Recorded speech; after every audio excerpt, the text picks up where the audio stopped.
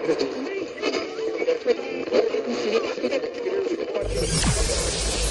ready for unique, rare, and little-known treasures from the golden age of radio. You're listening to The Amazing World of Radio with Adam Graham. Welcome to The Amazing World of Radio. From Boise, Idaho, this is your host, Adam Graham. If you have a comment, email it to me, box13@greatdetectives.net. Well, for today's Veterans Day program, I decided to go ahead and bring you a program that was made specifically for veterans by the Veterans Administration. It's the series, Here's to Veterans. Here's to Veterans would either star radio comedians and singers, or in the case of at least one of the episodes we're going to play today, you'll have clips from an old-time radio show. So we're going to take a listen to this episode of Here's to Veterans. And there are a couple. The first one is with Eve Arden. And then we'll go ahead and have one from Abbott and Costello. Let's go ahead and take a listen.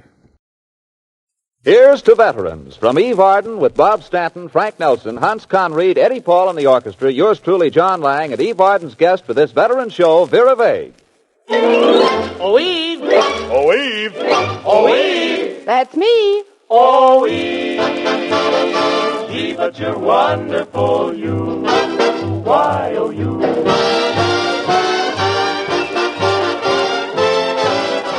Here's to Veterans, a fast-moving quarter hour of entertainment and helpful information brought to you transcribed by the top-flight talent of radio in cooperation with the Veterans Administration, dedicated to the citizens who served in our armed forces, now working shoulder to shoulder with their fellow Americans to make a better and stronger America for us all.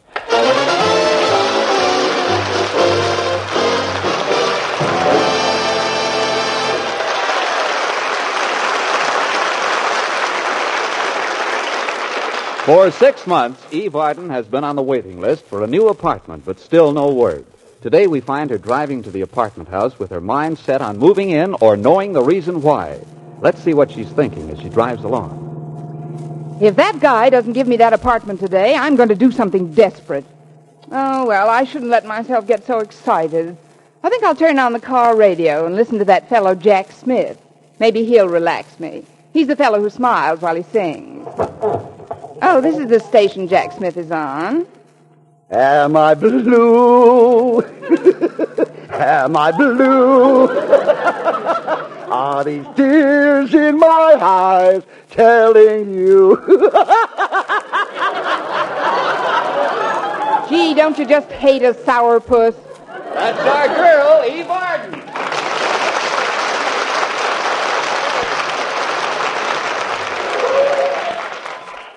Say, this is a very nice-looking place. Oh, that manager's just got to let me have an apartment. How do you do, madam? Welcome to the Mosquito Apartment. Mosquito apartment? Yes, we put the bite on everybody.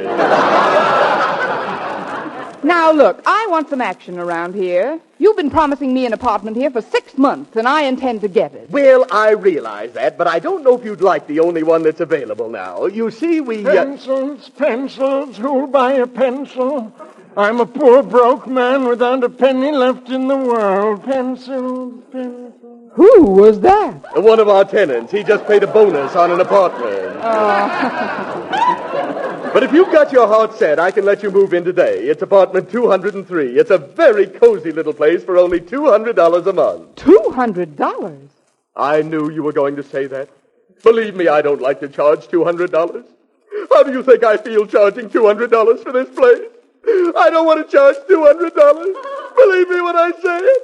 I don't want to charge $200. I don't want to charge $200. You don't? No, I'd like to charge $300.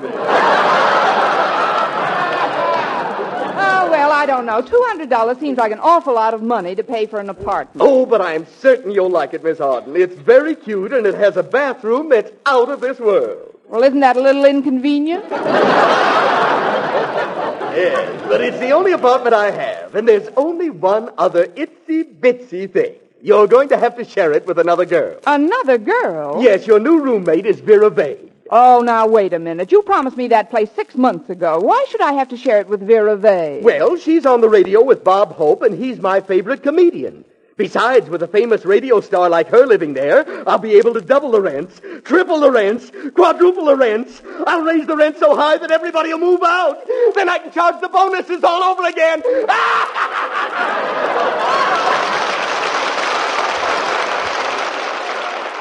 Before we continue with our Here's to Veterans show and show you how Vera and I straighten out our housing problem, I'd like to tell you another story about housing, a veteran named Dan and a little brick bungalow. The bungalow was cute as a button, price $10,000. Said Dan and his wife, it's a deal. Dan's bank was willing to lend him the money, but when the VA appraiser found the bungalow wasn't worth over $8,000, he said, sorry, no VA guarantee. Dan and his wife were madder than hornets. No VA guarantee meant no bungalow. For several weeks, Dan got high blood pressure whenever anyone mentioned the Veterans Administration. Then something pleasant happened. He found another bungalow, price $7,000. This time the VA okayed the deal. Dan saved $3,000. The day after he moved in, he went back to the VA and thanked them. Yes, Dan lost his temper, a little time, and a hasty real estate deal. But he found a house he liked at a reasonable price, thanks to the friendly help of the VA. Let's see, he said apartment 203. Boy, that makes me mad. Imagine having to share my apartment with Vera Vague. I'll get her out of there if it's the last thing I do. Here I am. Vera Vague!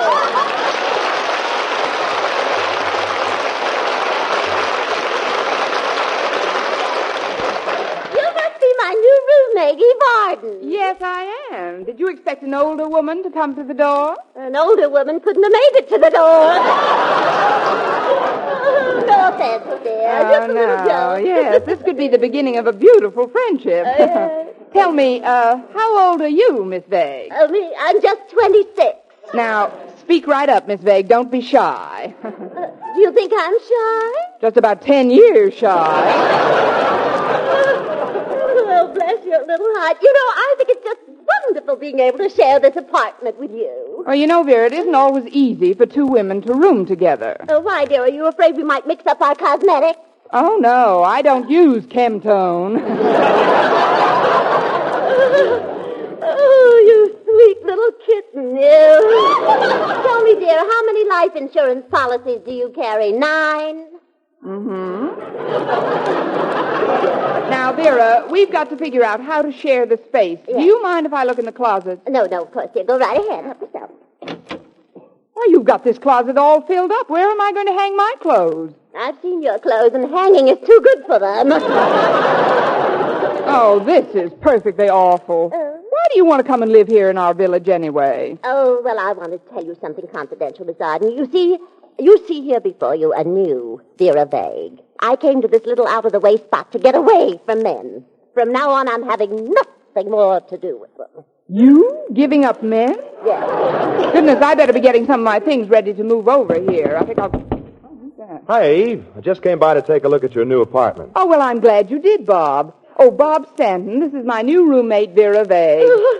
Well, hello, tall, dark, and I'm not doing anything tonight. Oh, Miss Vague, vous êtes complètement ravissant ce soir, et je veux vous presser dans mes bras, auprès de mon cœur. Would you like to know what that means in English? No, I don't want to lose anything in translation. What's the idea of you making a play for Bob? I thought you were the new Vera Vague. Yes, well, I didn't want to trade the old one in while I still had some gas left in the tank. I feel so young I could play Ring Around the Rosie. Somebody grab her. It may be her last time around. Well, it's getting late. Bob, would you help me move some of my things over here? Sure, Eve. Glad to help you. I'll see you later then, Miss Vague. All right, dear. Oh, if I could just think of an idea to get her to leave town. Yeah, then you could have the apartment all to yourself. Come on, Bob. I'm going back to the store and try and figure out something.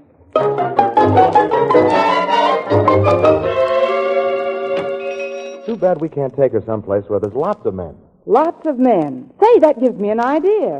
Tomorrow's the day I do social work for the men over at the county jail.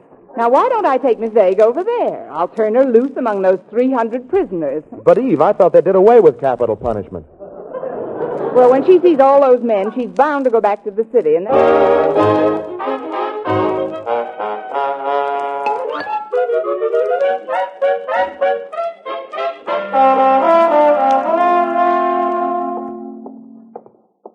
Oh, my, it was nice of you to ask me to come out to the county jail with you, Miss Arden. I'm really looking forward to it. Oh, it's just part of our social work here in town, Vera. But here we are. Let's go in, shall we? Yes? I'm Eve Arden, social worker. I'm Vera Vague, Social Security. Oh, my goodness, look. The perfect criminal type. Look at that sloping forehead, those little pig eyes, those big baboon ears. My, you must have been here a long time. Yes, I have. I'm the warden.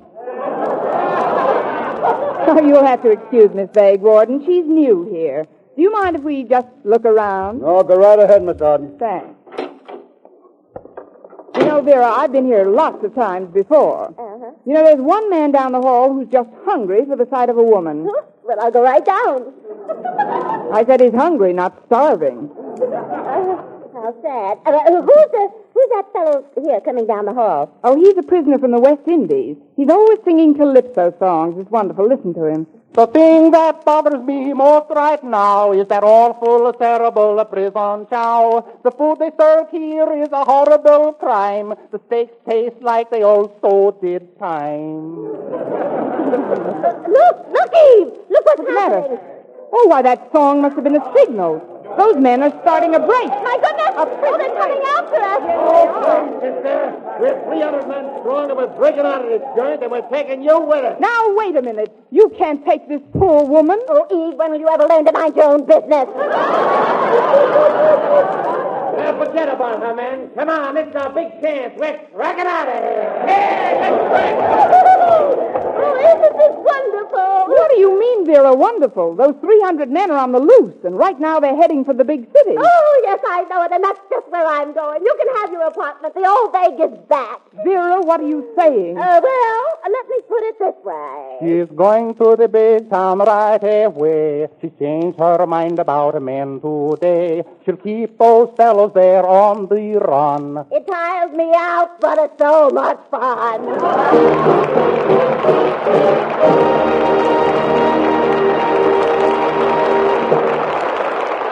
A while ago, we told you fellas about a veteran who almost threw away $3,000 because of his overeagerness to buy a house. Well, here are some valuable housing tips from your Veterans Administration. Is this dream house you want to buy handy to transportation, schools, churches, and shopping centers? If not, you may run a neat transportation bill. Is the land properly graded? If not, you may have a flooded cellar after the first heavy rain. What about sewers? If they haven't been built, you may get stuck with assessment costs later on. More important is the price. Make sure it's not going to be a back-breaking burden. Check your costs. If they're in line, fine. If they're too high, better wait. That way you'll be using your GI loan the way Congress intended, as a real benefit to you, not as a drawback, as a help toward solvent, well-adjusted home-owning citizenship. And remember, the VA does not lend you the money. All it can do is to guarantee part of the money you get from a bank or other lender.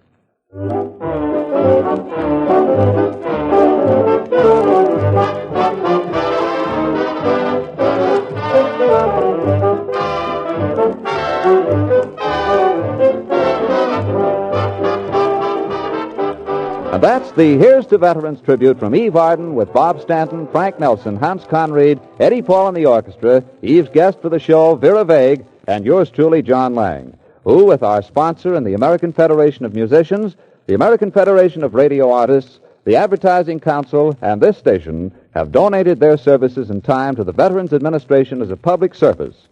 Tune in again for another star-studded Here's to Veterans show. And veterans, for advice and help with your insurance, education, loans, medical care, and other benefits, write or visit your nearest Veterans Administration office.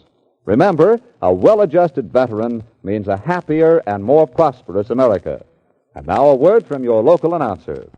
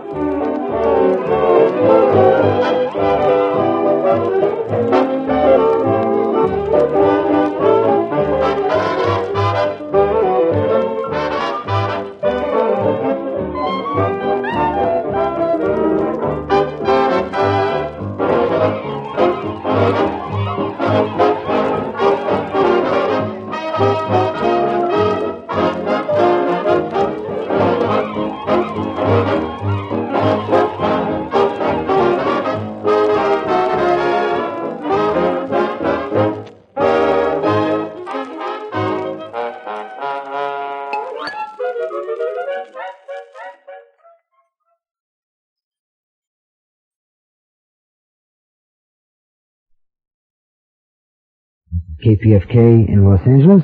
And now, here's to Veterans, starring Bud Abbott and Lou Costello. Here's the Veteran, starring Bud Abbott and Lou Costello.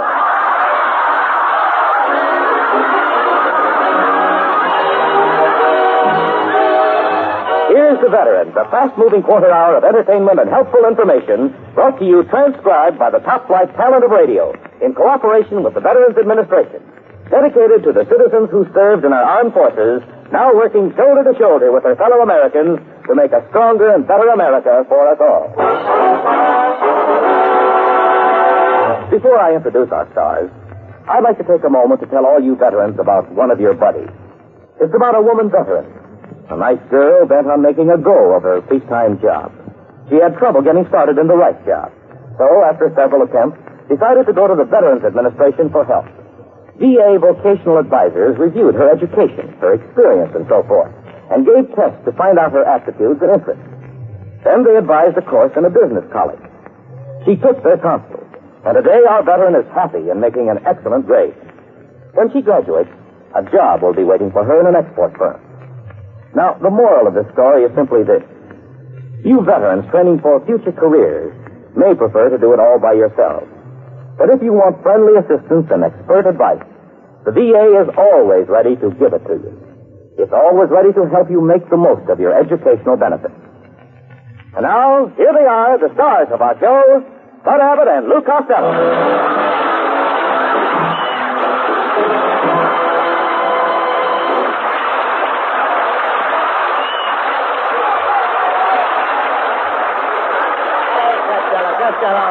Oh, isn't it wonderful to be back in California, Lou?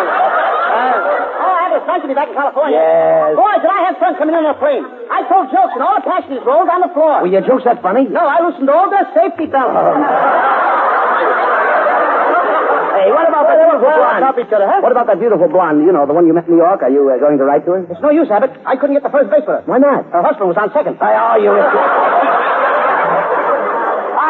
You idiot. I don't know what woman would see in you anyway. Oh, I guess I'm just irresistible. Well, even tonight, coming down here on the bus, the lady conductor punched out, "I love you," on my transfer.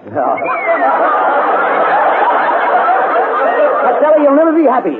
Like my wife, Betty, and I. Oh, yes. Did you see her tonight? Oh, Betty. Oh, didn't she look beautiful, Lou? Yeah, she was wearing her new makeup. Yeah. Dutch cleanser number 4. Never mind that. Did my brother Norman meet you at the airport? Yes, and right away he dragged me into a joint to celebrate. Abbott, Norman had 1 bottle of beer and passed out cold. My brother Norman passed out from drinking 1 bottle of beer. He didn't drink it. I hit him over the head with it. Idiot. You know he popped his hair in the middle now? Yes, all right, wait a minute, just a minute. Didn't I see you and your brother Pat down at San Pedro this morning? What were you doing there? Well, Pat was trying to buy one of them new Navy surplus boats. Well, what do you and your brother Pat want with a boat? You know nothing about boats. Oh, is that so, Abbott? I joined the Navy when I was 4 years old. How did you do that? I lied about my age. Who did you sail with? Who did I sail with? Yes. I was on a ship with Captain Epson. I never heard of Captain Epson. He's an old salt. Now,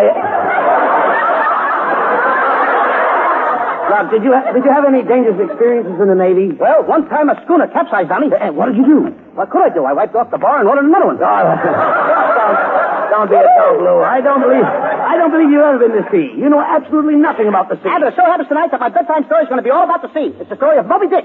I tell the story all by myself, Abbott, and I don't need any help from you. So why don't you call up the Automobile Club and show them what a real wreck looks like? All right, now, go ahead and tell your story. Now, Moby Dick was a great big whale. Yes, and Moby Dick, as I said before, he was a big whale. A mammal. A whale is a mammal. You're interrupting a little early. I said a whale is a mammal. Yes, he was a mammal. Yeah. He was not a mammal, Abbott. How could he be a mammal? His name was Dick. He was a popple, and he had 7 fiddles. Now, shut up and let me tell a story. All right, go ahead. You're getting me a little burnt up already. Take it easy. Don't get excited now. I'm not getting excited. All right, you look it. Oh, do I? Now, Moby Dick was a great big whale, and he lived in the ocean. He loved to swim. When the water came up, he'd swim in. When the water went down, he'd swim out. He swam with the tide. Yes. Could I have that again? He swam with the tide. Tide. Oh, he didn't wear any tides. He was so big, he couldn't get a pair of tides to fit him, Abbott. Yes, don't get me mixed up in the story now. I'm getting a little mad. Go ahead. Now I gotta be nice again. All right, go ahead. Now, nobody could touch Moby Dick. When do we laugh at this thing? They're laughing before they're supposed to. All right. Don't laugh now. All right, take it easy. Now, when anybody come after Moby Dick, he'd squirt water at them through his nose. Not nose, spout. Spout. Yes, he spout. Yeah. It's about time you keep your big mouth shut. However, let me finish the story. Go ahead, I'm waiting for the finish. Now, one day, Moby Dick was swimming along and he passed a shark that was talking up a skew. What kind of shark? Now, who said that? I did. That's in case you asked. I'm not This is a pool shark. Now, get out of here before I bang your head in the side pocket. Now, take it easy. Now, Moby Dick was hungry. He was very hungry for a big whale, so he grabbed a great big clam. Abalone? Abalone?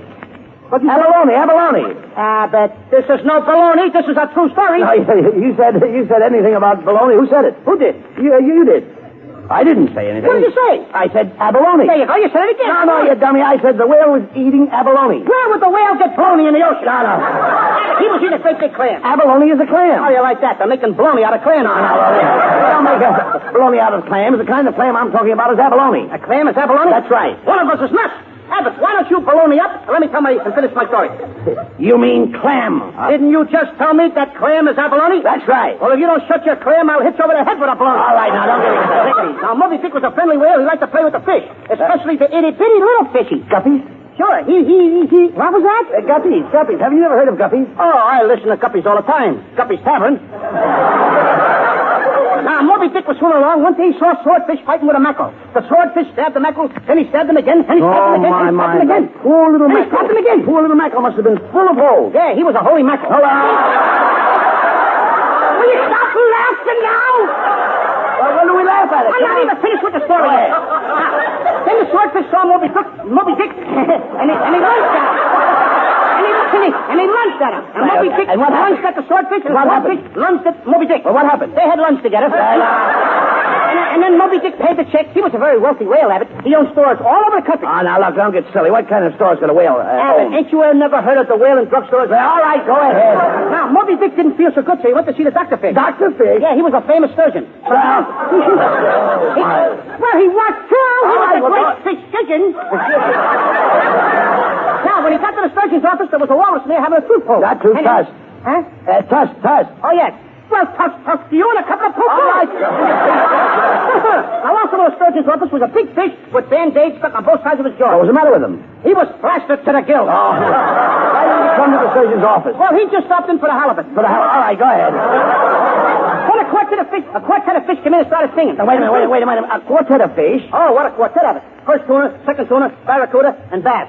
They sang for scale. Oh, yes. Yeah, they were always good for a fin apiece. Suddenly a voice hollered, Eyes regusted, brother crawfish. Let's all go home. Who was that? That was a kingfish. On the way home, Moby Dick, he passed a school of fish. Well, what kind of fish? How do I know what kind of fish? Well, were they weak fish? What do I know about their physical condition? All right. All I know that a couple of them were Gershwin fish. Gershwin fish? Yeah, Porgy and Bess. Now, just a minute. Porgy and Bess had nothing to do with it. Oh, they did too. Oh, no. Some of our best tuners come from Porgy and Bess. I got plenty of them. This is ridiculous. What happened to Moby Dick? Now we're getting near the end. That's it. Come on. Very sad ending, Abbott. All right, let's hear it. One day he swam away and nobody ever saw the big whale again. He swam away. Abbott, you're supposed to say Costello. I'll tell you where he went. And I want to know where. Okay, listen. now. Go ahead. I'll tell you that. Okay. Naturally would ask you I started the story and I'm going to finish it. Whales are just like elephants, Abbott. They have a graveyard where they go to die. No matter where a whale lives, he goes to the whale's graveyard to die. Whales swim thousands of miles. From the Pacific Ocean to the Atlantic Ocean, from the Atlantic Ocean to the Pacific Ocean. Against currents, over reefs, through storms, hurricanes, typhoons, and monsoons. They swim and they swim until they get to the whale graveyard. And when they get there, Abbott, they die. They die? Yeah, it's the trip that kills them.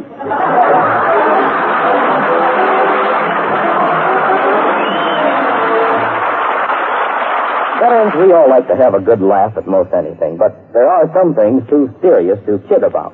One of them is the welfare and future security of a man's wife and family. To ensure future security, it's wise for everybody to figure out some sensible plan. And you veterans can't afford to make your plans without taking a good, close look at your National Service Life Insurance. GI insurance is cheap. It's safe. It fits the average veteran's peacetime insurance needs to a T. So if you have GI insurance now, hang on to it. If you have dropped it, your Veterans Administration wants you to know this. It's not too late to get it back. This is what the VA advises you to do. Get all the facts about your GI insurance. Go to the nearest VA office for information. Or, if you prefer, see your Red Cross, the veterans organizations, or life insurance men cooperating with the VA. Then make up your mind. And now back to Bud Abbott and Lou Costello as they set sail for a fishing trip.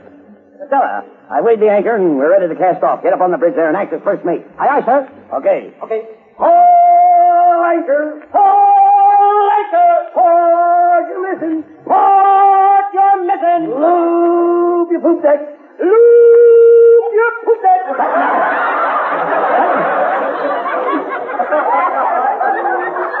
Batten down the hatches. Run up the rigging. Reef in the mainsail. Furl those spinsail. Hard the starboard. Man the thrust. Loop your poop deck!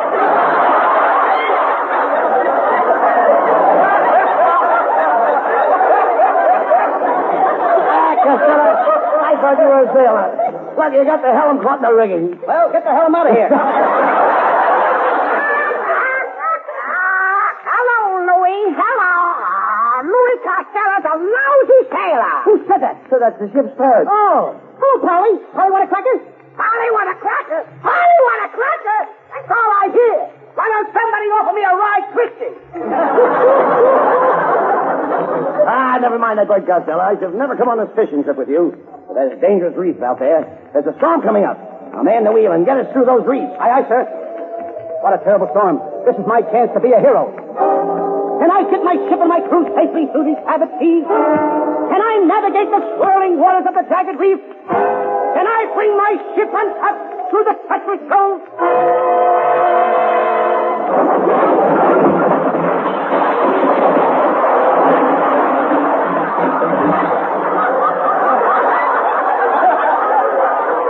Well, evidently not.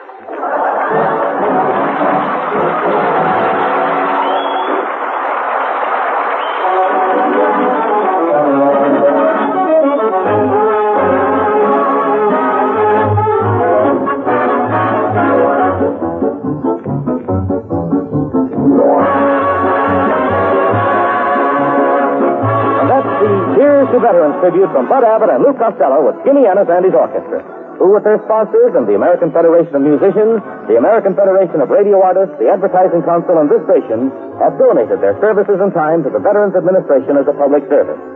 Tune in again for another star-studded Here's the Veterans show. And veterans, for advice and help on your insurance, education, loans, medical care, and other benefits, write or visit your nearest Veterans Administration office. Remember, a well-adjusted veteran means a happier and more prosperous America. This is Michael Roy speaking. Now a word from your local announcer.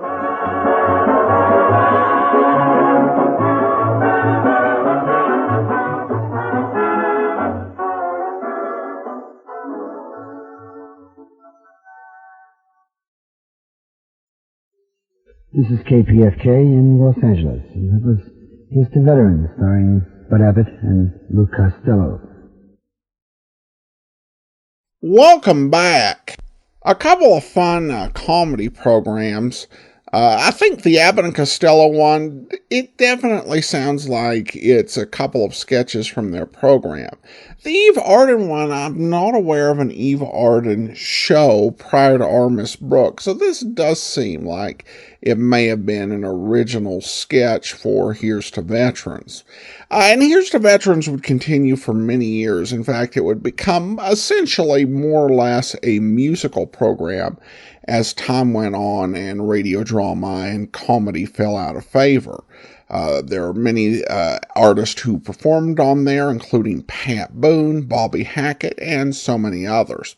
Well, that's all for now. We'll be back around Thanksgiving with our next episode of The Amazing World of Radio. In the meantime, send your comments to box13@greatdetectives.net. Follow us on Twitter at Radio Detectives, and become one of our friends on Facebook, facebook.com/Radio Detectives. From Boise, Idaho, this is your host, Adam Graham, signing off.